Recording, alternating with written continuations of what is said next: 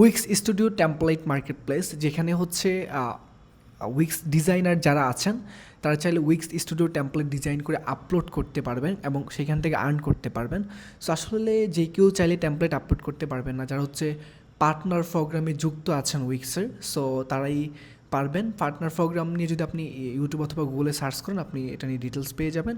Also আপনার template আমরা যখন ক্লায়েন্টের সাইট করে দেখা যায় আমরা ওইটা খুব ভালোভাবে রেসপন্সিভ করি না, কোনো ইস্যু থাকে, এসইও নিয়ে সমস্যা থাকে, ব্রোকেন লিঙ্ক থাকে, তারপর ইমেজগুলোতে কপিরাইট ইস্যু থাকে। কিন্তু স্টুডিও টেমপ্লেটের ক্ষেত্রে অনেক প্রফেশনালভাবে ডিজাইন করতে হয়, লাইক থিম প্রস্টের যে থিমগুলো আছে সামথিং লাইক দ্যাট।